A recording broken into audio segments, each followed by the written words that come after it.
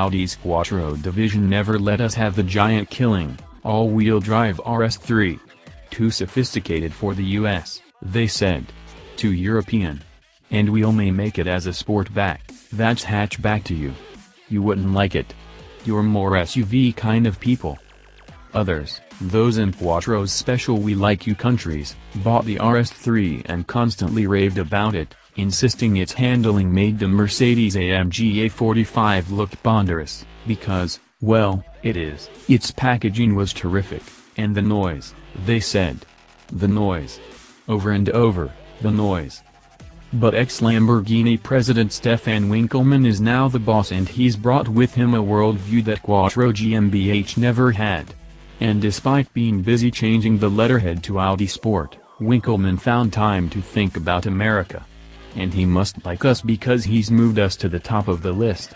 Not only will we get the facelifted RS3, with its new, lightweight 5-cylinder turbo motor crunching out 332 pound-feet of torque and 400 horsepower, we'll get it in a crisply styled 3-box sedan.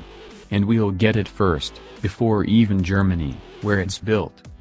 The RS3's 2.5-liter 5-cylinder has enough power to hurl it to 62 miles per hour in 4.1 seconds and, thanks to launch control, the ability to do so repeatably.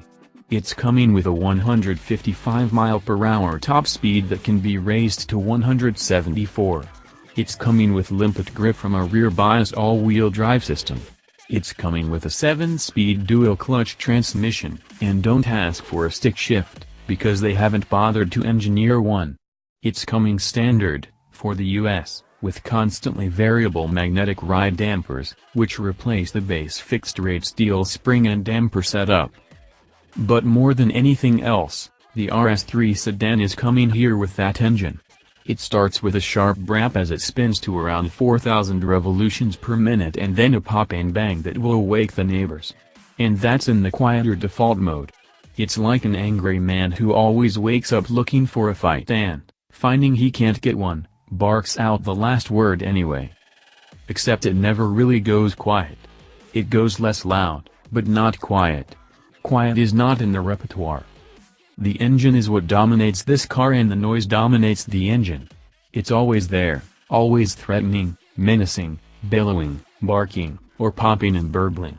With a 1-2-4-5-3 firing order, the Turbo 5 is a unique combination of belligerent and sophisticated, raucous and operatic, brutal and smooth, and often all of them at the same time. Very few engines in history have had this one's ability to be so many things at the same time, and to that list you can add unforgettable. It's unashamedly emotional, with Audi Sport comfortable foregoing the outer edges of gristle in favor of making its every breath drip with so much character and richness. The simple act of punching it to the rev limit in 3rd or 4th gear, so you have time to savor more of it, leaves you a bit gooey, yet in some ways it doesn't sound as good as its predecessor, especially at high revs.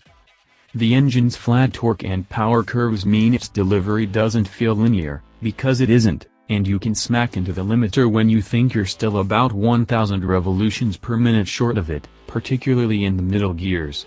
The sound of the engine rises to its sonorous best early, because that's where people use it most often, and works to hold the note as it gets louder, rather than tweaking the timbre as the revs rise.